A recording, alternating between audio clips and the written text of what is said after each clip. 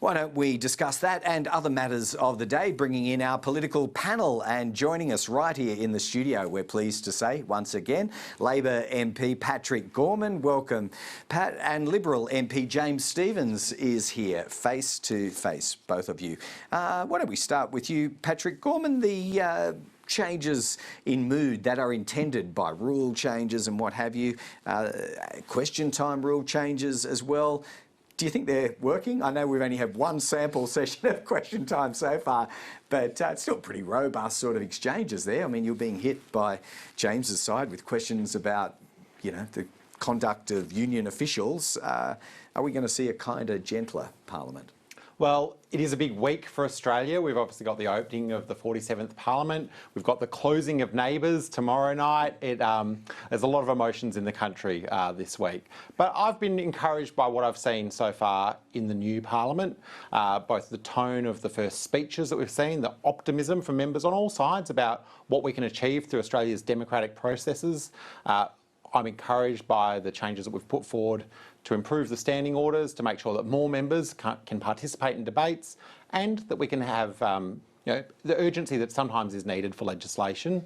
There's a concern, though, that was expressed by Paul Fletcher that that could be abused because of the particular way that it was written. Do you acknowledge that in the thrust, particularly in sort of the third year of a parliament, when the focus is on the electoral cycle, governments might be tempted to ram things through using these powers you're being given today?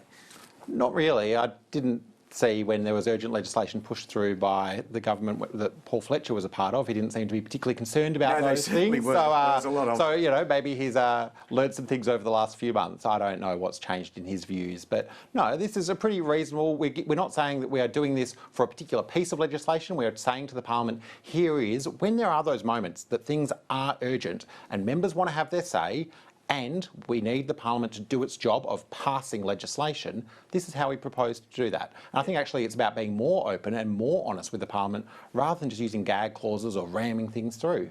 Would you acknowledge that, James? Because in the previous Parliament there were a great many pandemic-related bills that really had to be rushed through. Now, they might have used different mechanisms to do it because most of those had bipartisan support. But it is essential that governments can do these things. What's wrong with the rule changes passed today?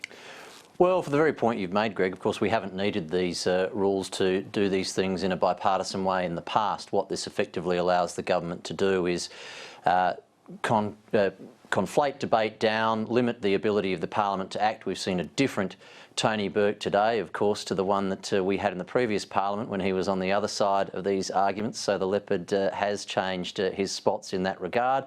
It's not just the bills, by the way, it's also question time. Of course, there will be less questions asked from the opposition as part of these changes. I don't have a problem with the crossbench getting more questions. The government could have given up some of their Dorothy Dixes, of course, but they've chosen instead to limit our ability to scrutinise them during question time.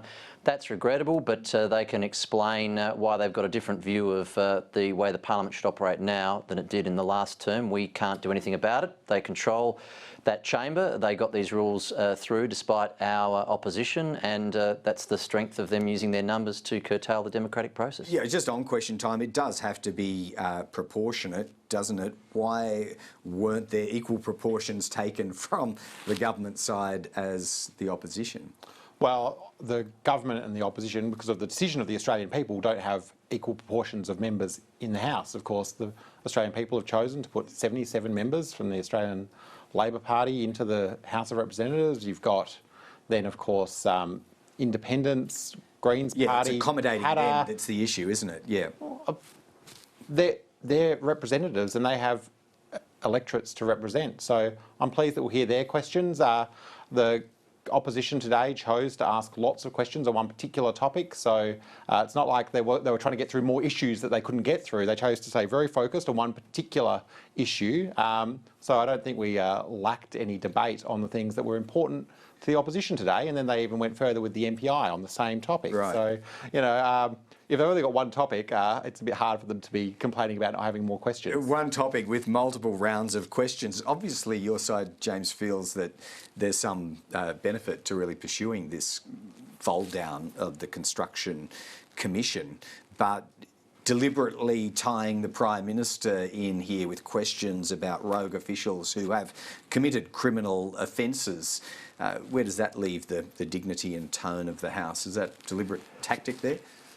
Well, we're just highlighting the reality that the piper is being paid now. The people that donated enormous amounts of funds to help Labor win this election, the CFMEU, one of the biggest donors to the Labor Party over a very long time, are now cashing in on the result of Labor's victory and removing a very important cop on the beat that oversees them and the lawlessness that they engage in. So with the imminent demise of the ABCC, we are highlighting the fact that that is going to put enormous pressure on the construction industry at the worst possible time. But there are huge links between the union movement, as we know, and this government.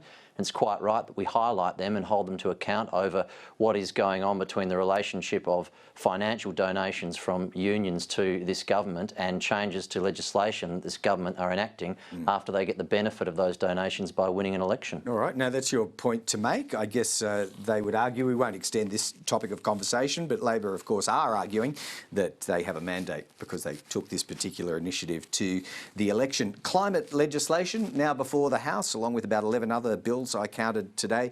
James, but your party, the die is cast, it seems. There's no going back. You tied forever to the old target, 26 to 28, and you're going to sit out on the 43. You comfortable with that? Well, we'll have a new policy on emissions reduction for the 2025 election, and we'll have the opportunity to work through contemporaneously closer to the election what our position is on 2030. I think 2035 will probably be the more significant issue at debate come the 2025 election, but we're not supporting the legislation that's been introduced today. That was a position that we took to the election. Chris Bowen at the Press Club, of course, when he was foreshadowing this, started by saying he didn't need this legislation to enact Labor's policy platform to achieve 43%. As a Liberal, I don't want unnecessary legislation that the government themselves admit isn't necessary to implement their policy. We've heard from people like Bridget Archer only yesterday saying, you know, she's very attuned to what her own electorate is saying on that matter, and I guess at best hedging her bets and reserving her right to cross if she so chose. You entirely sure that you're in line with community sentiment, even in your own electorate, by adopting this just say no position?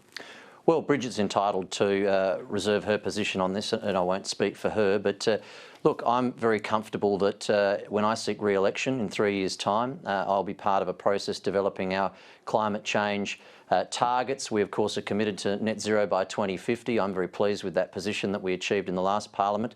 I'm looking forward to playing my part in achieving policy positions in the lead up to 2025 for 2030, 2035 and beyond in an economically responsible way. Pat, last word on this particular topic. It looks like you're going to get the numbers anyway.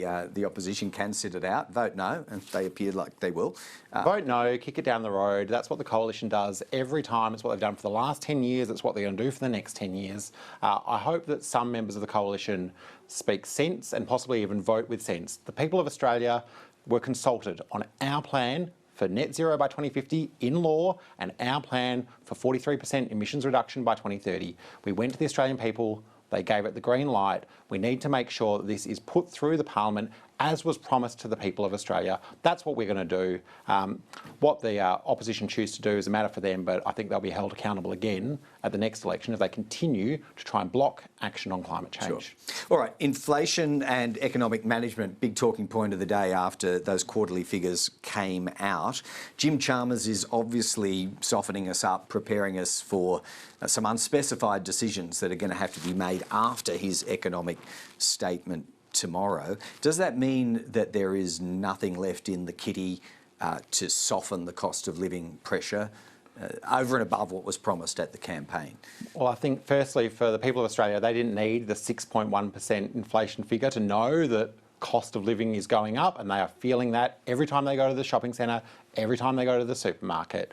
And while we didn't create the circumstances around which caused this inflationary pressure, we accept responsibility for what we need to do, both on measures to control inflation where government action can do that, and on easing cost of living pressures. And we've already outlined a range of things around renewable energy, about making sure that we have more affordable childcare, cheaper medicines. We got people a pay rise for people on the minimum wage. We're doing what we can, but we're also speaking honestly to people. We don't want to pretend that we can fix every problem of a global inflationary moment that we're all experiencing, and we don't want to pretend to people that they're not experiencing pain, because we know when they go to the supermarket, they are feeling this inflationary pain. And James, your side can't have it both ways, can it, in this inflationary environment? I mean, you can't call for additional cost of living measures or extensions of fuel excise cuts without actually adding to inflationary pressures. This is the bind that you'd be in as well if you're in government right now. Well, I'm not calling for that. I don't know any of my team that's calling for those specific measures, but Labor gave some clear commitments, knowing the circumstances we were in before the election, that they're now running away from at 1,000 miles an hour, particularly growth in real wages. Now we've got the Treasurer after the election saying, brace yourself for the fact that real wages are going to decrease in the foreseeable future. So Labor said one thing to get elected, and now they're changing their tune on the other side. It's going to be a historic moment when the Treasurer outlines to the Parliament tomorrow the reality of our fiscal situation, and they've got an enormous amount of heavy lifting to do on the fiscal side. We can't leave all of this to the RBA and monetary policy, because increasing interest rates without support from fiscal contraction is going to put a huge amount of pressure on households, particularly around their mortgage payments. So Labor, now in government, they've got to make some of these tough decisions, and we look to see what they're going to be starting from tomorrow when we see that outlook from the Treasurer. Yeah, whatever happens, it's going to be a rough ride for the next 6 months at least, or so we're being prepared for.